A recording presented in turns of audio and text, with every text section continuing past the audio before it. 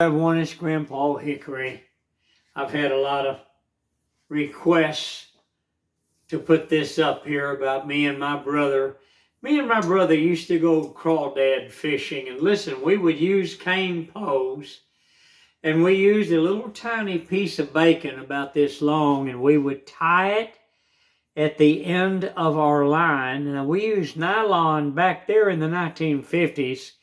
We had nylon that we used for our fishing line. And we would lower it down in the water, sit there for a while, and then pull it up slowly. And you had all these crawdads attached to that bacon. Biden, God help me, that sorry Democrat. Any road, we would take it and put it over a bucket and shake them off, and they would fall down in there. You would not believe the red pinchers that we got. Now, these are huge crawfish. And then we would fish further, and we caught blue pinchers. And those things are even bigger than the red pinchers. And if you don't know anything about crawdad fishing, I'm telling you, people, you talk about good eating. Oh, listen. But me and my brother, we went out there and we would sit by the little fishing hole. We had a great big old 5-gallon bucket, and we filled that thing to over half full of crawdads. Now, we would put about a quarter water in it, so the crawfish had plenty of room to move around in the water, and they stayed alive until we took them home to our dad. Now, our dad did not Cajun cook. In Louisiana, I've learned since I became an adult in my 20s that the Louisiana Cajun people, they use big aluminum pots.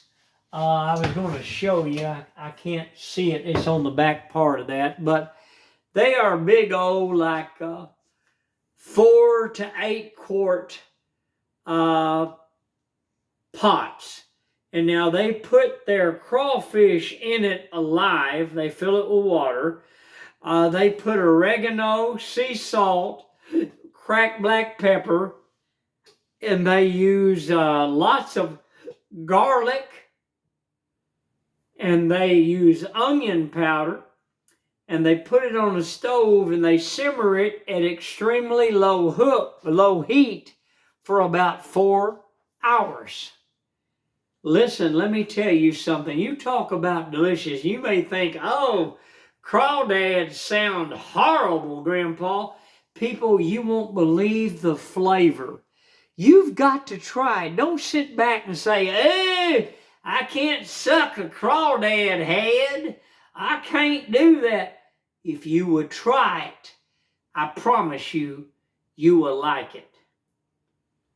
But me and my brother, we did a lot of fishing. We went deep in the woods back in the 1950s, way out in Raleigh, Texas, and we would explore, and we found a lot of ponds that were abandoned.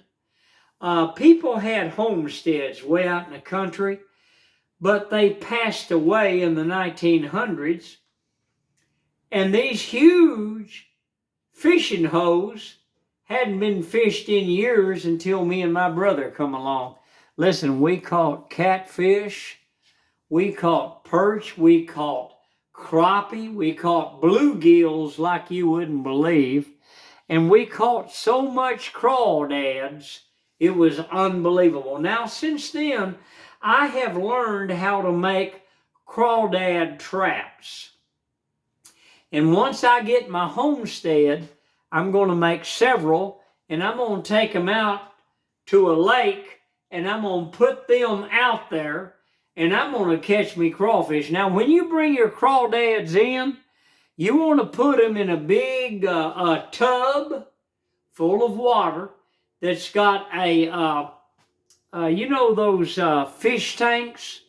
You know those little filters they have that put air in the water? Well, you want that in there to aerate the water.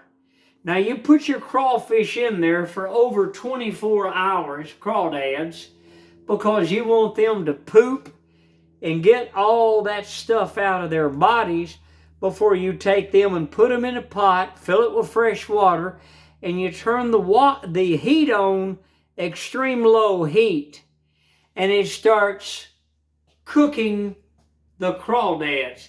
And you add garlic, sea salt, oregano, you put some cardamom in it, you put onion powder, garlic powder, and whole cloves of garlic, and you let this simmer, and then you take a little tiny bit of cayenne pepper and add it to it.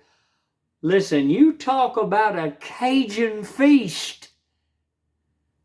Listen, try it. You'll like it. Don't be so quick to turn everything off. If you will try this, friends, I promise you, you will like it. And it's extremely nutritious. It's good for you. It's a Louisiana Cajun treat. This is Grandpa Hickory. Please hit the like button, subscribe. I'm Grandpa Hickory, and I like bringing good things to good people. That's why I've brought this to you.